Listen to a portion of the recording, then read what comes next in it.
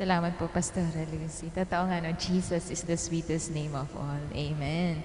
Sa pagkakataon po ito, no, ihanda po natin ang ating pakinig dahil tatanggap po tayo ng mensahe ng Panginoon. Amen. Seducing Spirit. Amen. Sa gabing ito. Ihanda po natin ang ating puso. Kung rebuke po ito, tanggapin po natin para po sa ikapagpapabago ng ating mga puso. Amen. Tinatawagan ko na po ang mensahera po ng Panginoon sa gabing ito, si Pastora Agnes Aguilar. Palakpakan po natin si Lord. Amen.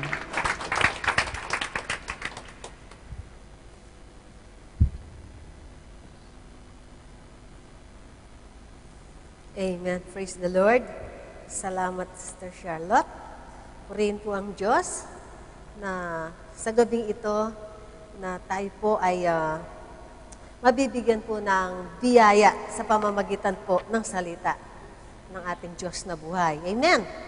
Hallelujah. Na tunay nga po na ito ay napapanahon na sa mga huling araw.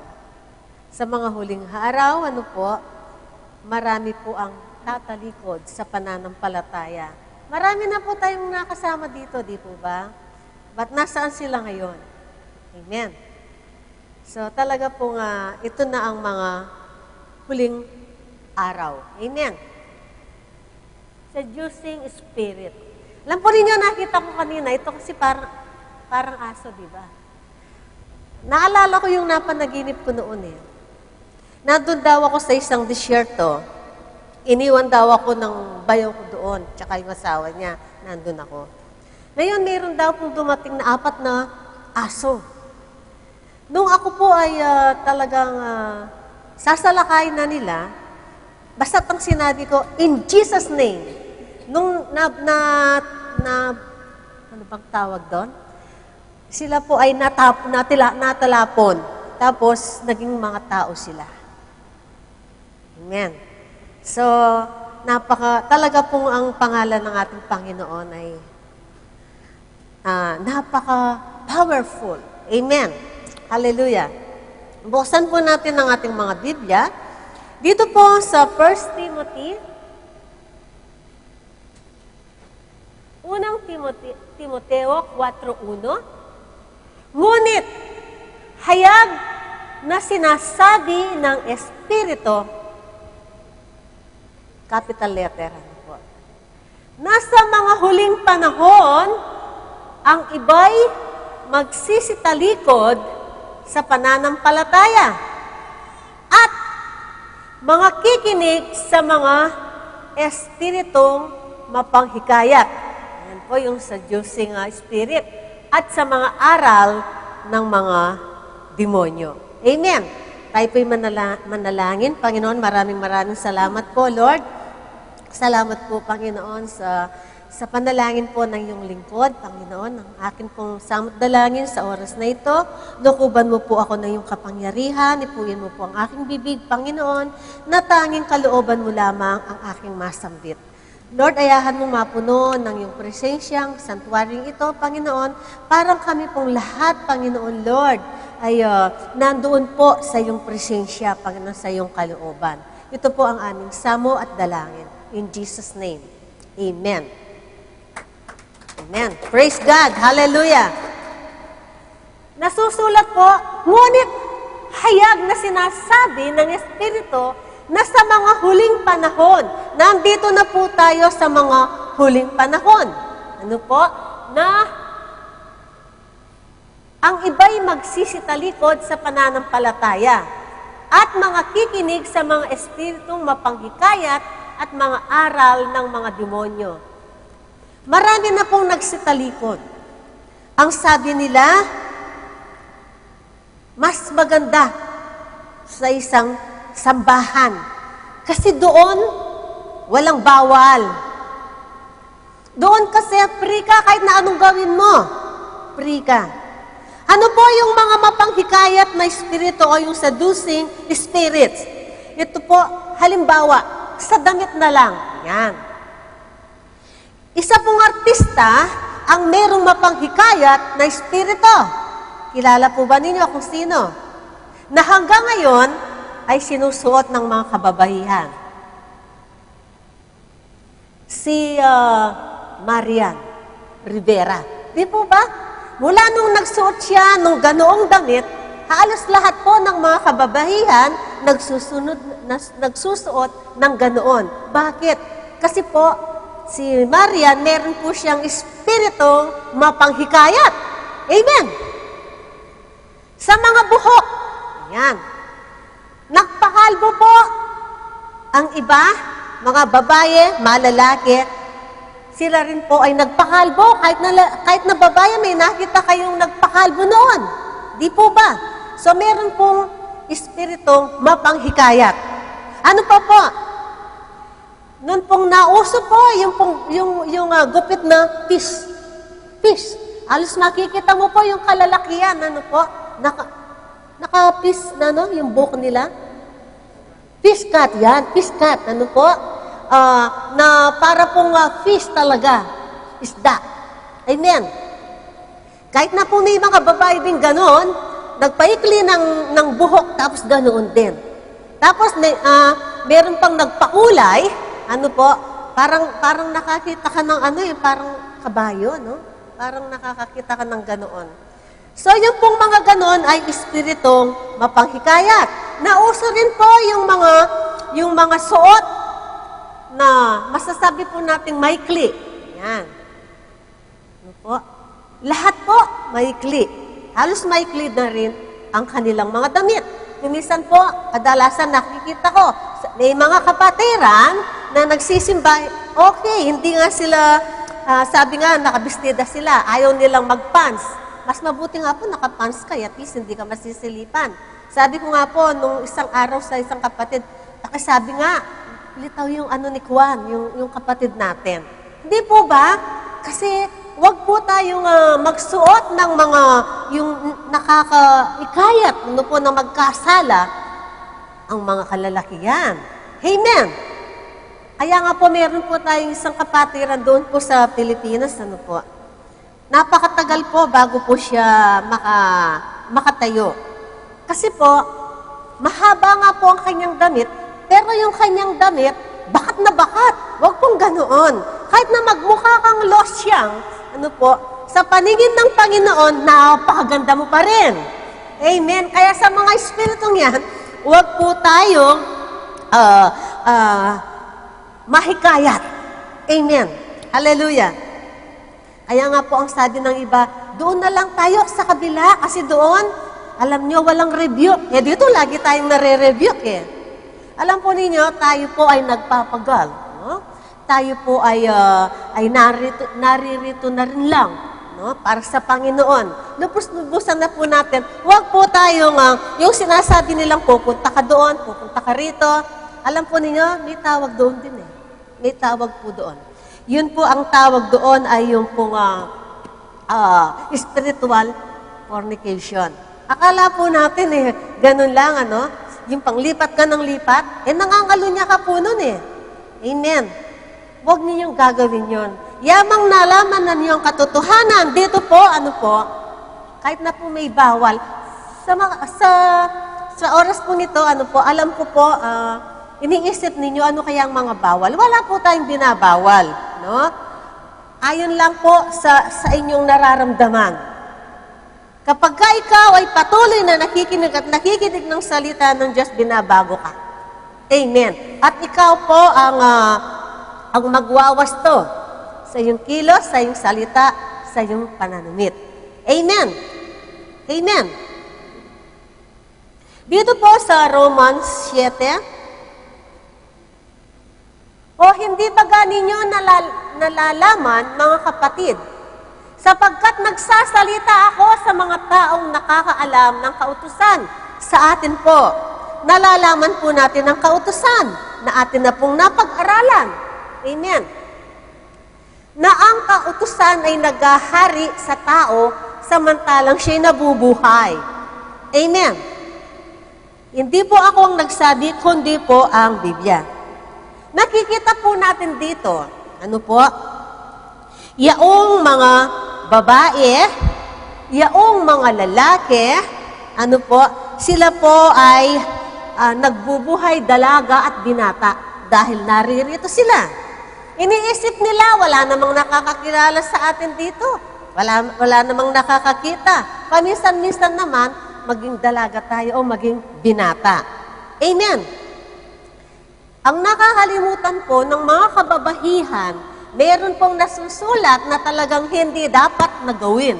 Kung minsan po iniisip natin, bakit para yatang mas nakakalamang yung mga lalaki? Totoo po yan.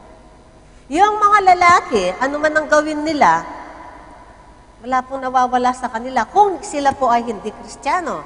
Pero, malaki po ang nawawala. Amen. Why?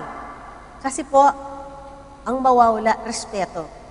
Diba? Yung mga babae, kapag ka po may ginawa yung asawa mo, talagang mababawasan po yung respeto. Di po ba? Amen? Pero, nasusulat po dito sa mga babae, ano pong nasusulat? Verse 2, sapagkat ang babae na may asawa ay itinali ng kautusan sa asawa, samantalang ito ay nabubuhay. Datapwat kung ang asawa'y mamatay, ay kalagna sa kautusan ng asawa. Diba? Samantalang yung lalaki, okay, kahit na po nagtaksil pa yan, hindi mo pwedeng iwanan. Pero ang babae, kapag nagtaksil ka, pwede kang iwanan ng asawa mo. Kasi nga po, tayong mga babae, wala tayong karapatan. Halimbawa, nagkahiwalay man kayong mag-asawa, wala tayong karapatan na mag-asawa ng iba dahil nga po nasusulat, ang mga babae po ay nakatali sa asawa samantalang ito'y nabubuhay. Mati chance. Walang chance ang mga babae. Amen. Amen. Nakakalungkot po, no? Pero, yun po ang dapat nating sundin kasi po nasusulat. Amen. Hallelujah. Sumayaya tayong mga lalaki pero di na kayo pwede rin kasi mga kayo ng Diyos, hindi nyo pwedeng gawin yung ganoon. Amen. Next verse. Kaya nga, kung samantalang nabubuhay ang asawa, siya'y makikisama sa ibang lalaki, siya'y tatawaging mga ngalunya. Yan. Kapag ka pala po ang babae, kahit nahiwalay pa siya sa asawa, kapag nakisama sa ibang lalaki, siya'y tatawaging mga ngalunya. Ganon din po yung pong mga mananampalataya na hindi alam kung saan sila pupunta. Sila rin po pala ay mga ngalunya. Amen. Amen. Amen. Praise God. Datapwat kung mamatay ang asawa, ay laya na siya sa kautusan. Ano pat siya'y hindi na mga ngalunya, bagamat siya'y makisama sa ibang lalaki. Amen. Marami po dito nakikita po natin, no? Mga magkakaibigan, mga barkada. Okay? Tapos, halimbawa, iniwan nila yung kanilang mga asawa sa Pilipinas at napunta dito. Tapos, yung isa may nakilala. Yan, may espiritong manghihikayat. Sumama ka sa akin, huwag kang magmumukha kang matanda niyan. Sumama ka sa akin, meron akong ipapakilala sa iyo. Di ba? Mayayari ka kapag ka ganon. Amen. Kaya nga po, yung espiritong mapanghikayat na yon, mahihikayat ka. Amen. At hindi natin nalalaman, ikaw po ay unti-unti nalulugmok sa putikan. Amen. 4. Gayon din naman mga kapatid ko, kayo'y nangamatay rin sa kautusan sa pamamagitan ng katawan ni Kristo, upang kayo'y makisama sa iba, sa makatuwid bagay doon sa nabuhay na maguli, upang tayo'y magsipamunga, amen, sa Diyos. Magbunga ng mabuting gawa ukol sa Diyos. Amen. Kung tayo po ay nasa Panginoon, malayo mong maiisip yung ganoon. Amen. Alam po ninyo, nung isang araw nga, nanonood po ako ng face-to-face. Face-to-face, napanood ko. Habang ini-interview po yung babae, sabi niya, bakit mo naman nagawa sa kaibigan mo, winasak mo ang kanyang tahanan? Ang sabi po nitong babae, wala akong pakialam. basta't mapakain ko lang, mabusog ko ang aking mga anak. Sabi niya, kahit sinong masaktan, okay lang. Okay? Meron pong ganoon, ano? Ipapakain sa mga anak nila kahit anong paraan yung kanilang pinag-anuan.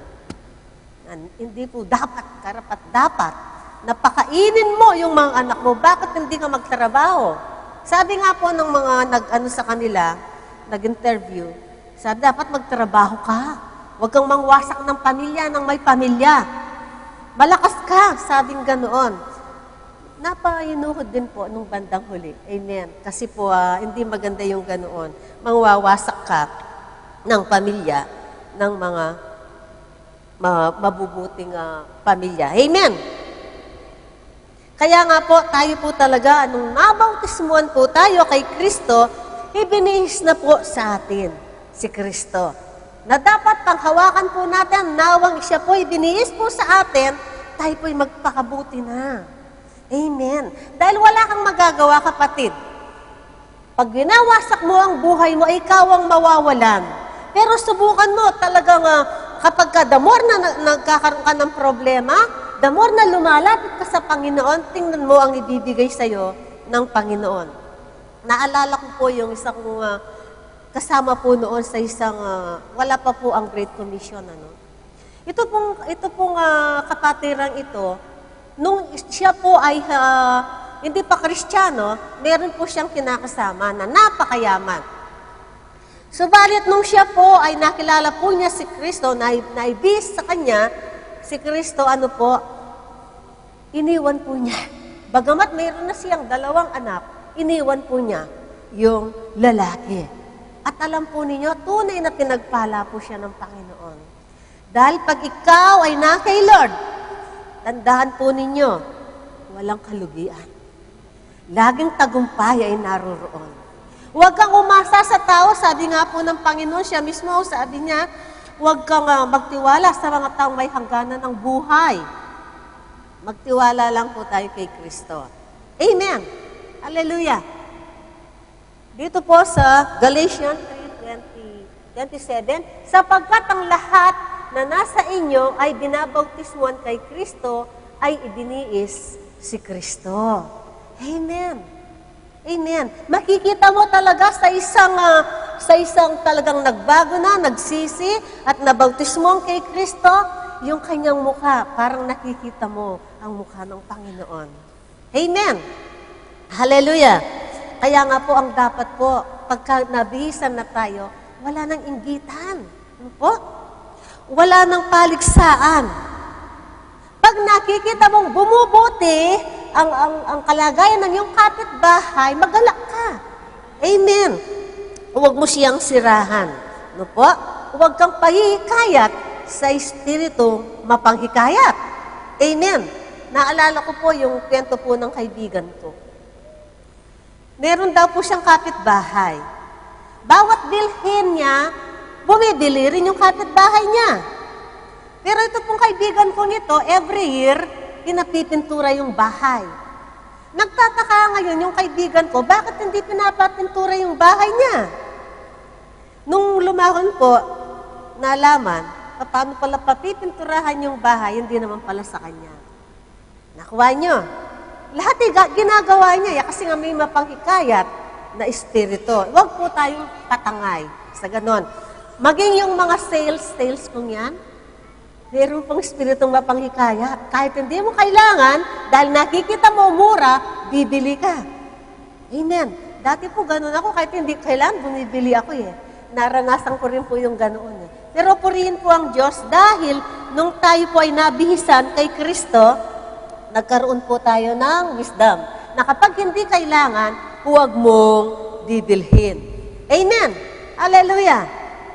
At nakikita din po natin sa Book of Acts, ano po, yung lahat ng tumanggap sa salita ng ating Panginoon.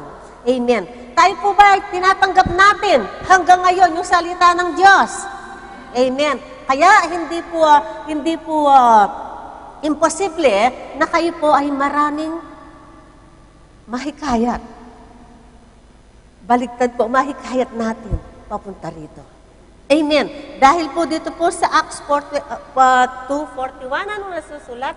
Yaon ngang nagsitanggap ng kanyang salita ay nagagbautismuhan at nagparagdag sa kanila ng araw na iyon ang may 3,000 kaluluwa. Naniniwala po ba kayo na kapag tayo po talaga ay naroroon po yung atin pong faith na tayo rin po sa kapanahunan natin ngayon, may madadala tayong 3,000 na kaluluwa dito, kahit na po ito ay maliit lang. Pagka naman po dumami ng ganun, baka po lilipat na tayo. Amen! Praise God! Dahil wala pong imposible sa Diyos. Ang sabi po ng iba, pag lumipat sila, nasaktan sa sinabi ng pastor o natisod sa isang kapatiran, pupunta sa iba, ang sabi nila, pare-pareho naman ang church. Hindi po pare-pareho. Hindi pare-pareho ang faith, ang pananampalataya. Hindi po pare-pareho. Amen. Dahil po, pagdating ng panahon, makikita po natin kung tayo talaga ay nasa tama o hindi po tayo naligaw ng pananampalataya. Na alam po natin na dito, itinuturo po ang katotohanan. Amen. Kaya po maraming lumaya dahil nalaman natin ang katotohanan. Amen. Praise God. Dito po sa Mateo 7:21 hanggang 23, hindi ang bawat nagsasabi sa akin, Panginoon, Panginoon, ay papasok sa harian ng langit. Yan po. Hindi po yung tumatawag ng Panginoon, Panginoon, ay pupunta sa kaharian ng langit. Napakahirap, ano po. Pero sa isang tunay na tumanggap kay Jesus Christ, na bautismuhan, nagsisi ng kanyang kasalanan na tinalikuran ng lahat ng kasalanan, itinakwil ang lahat ng kasalanan niya at hindi na gagawin, ano po, hindi mahirap. Amen. Kundi ang gumaganap ng kalooban ng aking Ama na nasa langit. Hindi po pala lahat, ano? Hindi lahat. Amen. Akala natin, basta't alam mo na tumatawag ka sa pangalan ng Panginoon, ano? Kundi yung gumaganap sa kalooban ng Amang nasa langit. 22. Marami ang mga nagsasabi sa akin sa araw na iyon, Panginoon, Panginoon, hindi baga nagsipanghula kami sa iyong pangalan at sa pangalan mo'y nangagpalayas kami ng mga demonyo at sa pangalan mo'y nagsigawa kami ng maraming gawang makapangyarihan. Marami po kasing ganoon ang ginagawa, ano po? Nakakapagpalayas ng demonyo. Sila po ay nakakapagpagaling ng mga may sakit at may karamdaman, ano po? Sila po ay nakakagawa ng miracle. Pero, ano po ang sabi niya? At kung magkagayo, ipapahayag ko sa kanila, kailanman hindi ko kayo nangakikilala. Ang sakit po, no? Diba, nandun ka? Aharap tayo sa hukuman ni Kristo, di po ba? Isa-isa magbibigay sulit ka. Tapos sasabihin ng Panginoon, Lord, di ba ako, nakita mo naman, nagpagaling ako.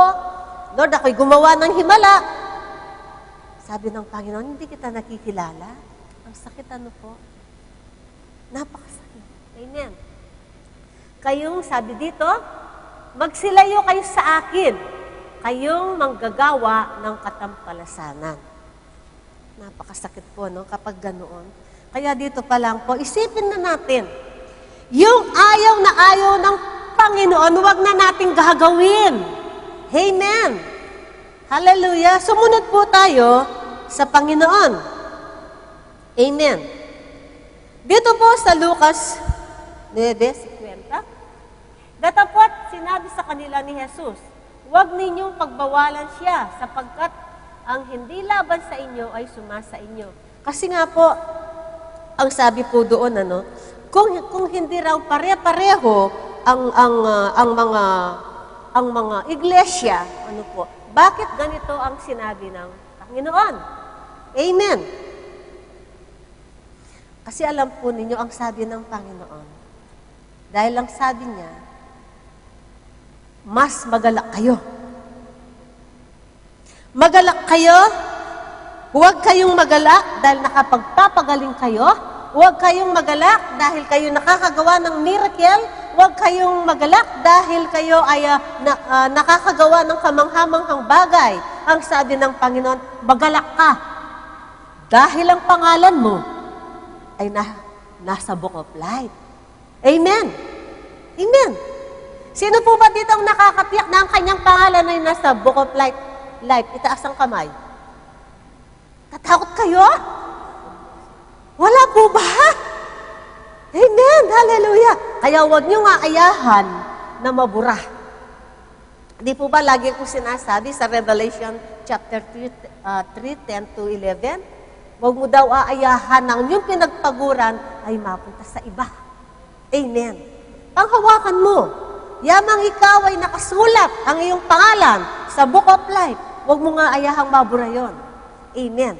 Baka mamaya, nandun na. Matagpuan ka ng espiritong mapanghikayat. Yan. Alam nyo, ang unang-una, yung madalas na nahihikayat, yung pong ma-pride. Sino pong ma-pride dito? Itaas ang kamay. Sino pong walang pride? Wala rin? Saan kayo? Amen. Amen. Praise God. Dahil nga po nasusulat, alam po ninyo, kapag ganoon ka, hindi pa nasulat ang pangalan mo sa Book of Life. Alisin mo yung pride mo. Maging mapagpakumbaba ka sa lahat po ng panahon. Amen. At huwag kang magiging judgmental. Amen. Lagi kang magpakumbaba. Yung pride mo, kalimutan mo yan kasi gawa po ni Satan yan eh. Amen. Para sa ganoon, ang Panginoon ay patuloy na malulugod sa iyo. Dahil nasusulat nga po, di po ba? Hindi ka daw po pwedeng makisalo sa dulang ng Panginoon o sa dulang ng demonyo. 1 Corinthians chapter 10, verse 21, hindi ninyo maiinuman ang saro ng Panginoon at ang saro ng mga demonyo. Kayo'y hindi maaaring maksalo sa dulang ng Panginoon at sa dulang ng mga demonyo. Yan. Minsan po kasi, yan nga po, yung mga umalis, hindi nila alam kung minsan sila po ay nakakasalo sa dulang ng demonyo. Amen. Kasi po marami po kasing mga pastor na mapagbigay lugod sa mga tao. Amen. Hindi sila marunong sumuway. Hindi po sila marunong sumuwata. Amen. Kaya nga po, alam po ninyo, maging po yung mga tagapagturo, mahirap din po ang kinalalagayan. Amen. Kaya nga po, ang sabi nga, huwag ang lahat ay tagapagturo. Dahil kapag nagkamali ka, aakayin mo sa hukay ang mga taong tinuturuan mo. Dito po sa 1 Timothy 4:16, mag-ingat ka sa iyong sarili at sa iyong turo. Manatili ka sa mga bagay na ito, sapagkat sa paggawa nito ay ang iyo ring sarili ang ililigtas mo at pati na ang mga nagsisipakinig sa iyo. Amen. Kaya po laging maingat. Amen. Para po sa ganoon, ay hindi po tayo masisi. Ano po? Dahil nasusulat po, yung daw bulag na taga-akay ay kapwa mahuhulog sa hukay. Amen. Kaya tinitingnan din po natin, tayong mga mananampalataya, kung sino ang nagtuturo sa atin. No? Kasi po yung iba, basta't nagtuturo ng maganda, okay lang. Gusto nila. Di nila alam na papahamak po sila. Kaya ang sabi pa po dito, sa 2 Timothy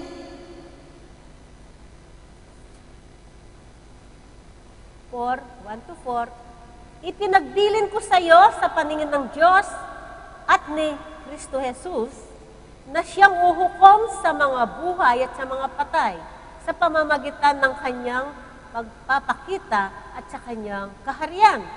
Verse 2, ipangaral mo ang salita, magsikap ka sa kapanahunan at sa di kapanahunan. Sumawata ka.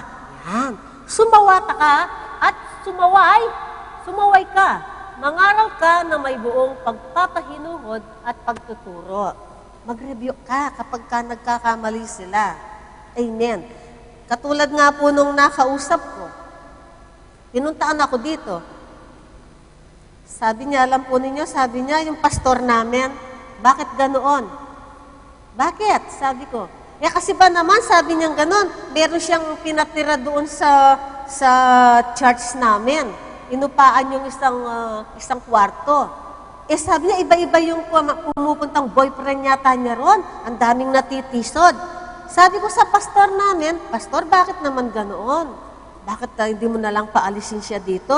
Ang sabi daw po ng pastor nila, huwag kang kumibo kasi malaki ang binibigay. Mapapahamak kayo kapag ganoon ang pastor mo. Amen. Dapat po, ang gawin natin, sumawata ka, sumaway ka, at mangaral ka ng buong pagpapahinuhod. Pag nagkamali siya, pag mali siya, kasi po yung iba, ayaw po nilang mawala ng membro eh.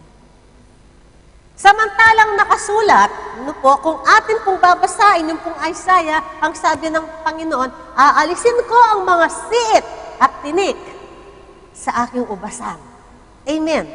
Kaya kapag mayroon pong siit at tinik na ganon, sawatain mo. Baka pag-re-review mo sa kanya, magbago siya. Amen. Amen. Huwag yung kahit na anong gawin niya, basta may pera, may pay-pay, huwag pong ganoon. Dahil ang Panginoon kaya namang ibigay sa iyo kapag nagturo ka ng tama. Amen. Hallelujah. Next verse. Sapagkat darating ang panahon na hindi nila titiisin ang magaling na aral, kundi pagkakaroon nila ng ng tainga ay magsisipagbuntun sila ng kanilang sarili ng mga gurong ayon sa kanilang sariling mga masamang tita. Sila po ay hahanap ng mga gurong bababait. Magandang pakinggan yung kanilang mga sermon. Ay okay lang. Kahit na anong gawin mo, may time ang Panginoon. Hindi pa lang time ng Panginoon. Okay ka lang, diyan ka lang manatili. Mali po yun. Amen. Kasi yung iba talagang gusto nila, yung po bang parang kinakantahan sila, yung masaya yung naririnig nila.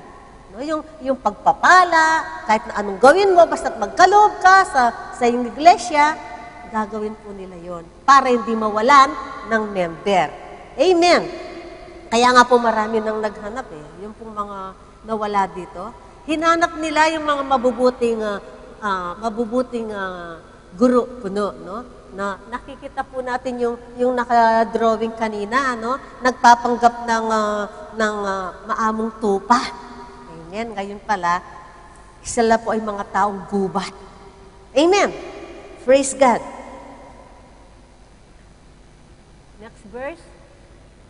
At ihiwalay sa katotohanan ang kanilang mga tenga at ibabaling sa katha. At hindi na nila pakikinggan ang katotohanan. Amen. Nakukuha po ba ninyo?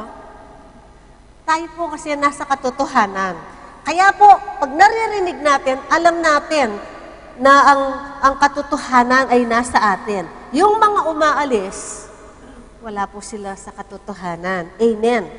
Hallelujah. Dahil kahit anong gawin mo sa kanila, kahit na sila po ay lagi pong nagsisipag-aral, pero sila po ay hindi makakaalam ng katotohanan. Amen.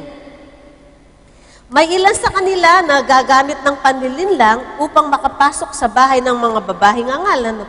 Bibihagin ng mga ito ng batbat na kasalanan at alipin ng sari-saring pita. Dito po tayo magwawakas sa 2 Timothy.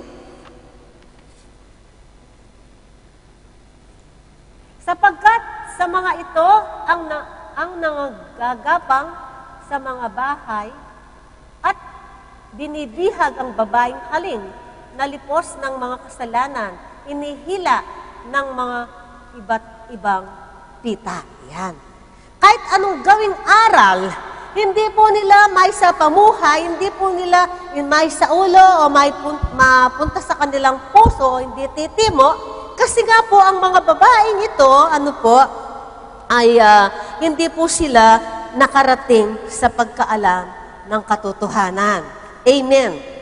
Dahil po, may tawag doon eh. Nakikita po ba ninyo to? Anong nakikita ninyo? Bulaklak. O bulaklak. Okay. Ano pong klase ng bulaklak? Totoo po ba ito? Plastic. Kung ito po bang bulaklak na ito, everyday, bubuhasan po ng tubig. Didiligin ng tubig ni Brother Bong o Barat. Ano po? Lalago? Hindi lalago. Ano po? Ganoon din ang mga tao, gaano man ang ibigay mong aral sa kanila, diligin mo man sila ng salita ng Diyos, hindi titimo sa kanilang mga puso. Amen. Sapagkat sila po ay nahikayat na ng mga espiritong mapanghikayat. Mas gugustuhin pa po nila yung halimbawa, tok, tok, tok, may kakatok. Pwede po bang makausap kayo? Papasukin mo siya. O bili na po kayo ng ganito. Abuti pa yun, pinakikinggan nila. Amen. Nakuha ninyo? Pero tayo po, purihin ang Panginoon dahil po ang Panginoon ay napakabuti. Dahil hindi po tayo katulad nito. Amen. Tayo po ay totoo. Hindi po tayo mga plastic. Amen. Kaya purihin po ang Panginoon, bagamat ko konti lang po ang bigay ng Panginoon, pero naniniwala po ako na mula ngayon ay hindi na po tayo madadaya ng mga espiritong mapanghikayat. Amen. Dahil nasa atin po ang katotohanan. Amen. Tayo pong lahat ay tumayo.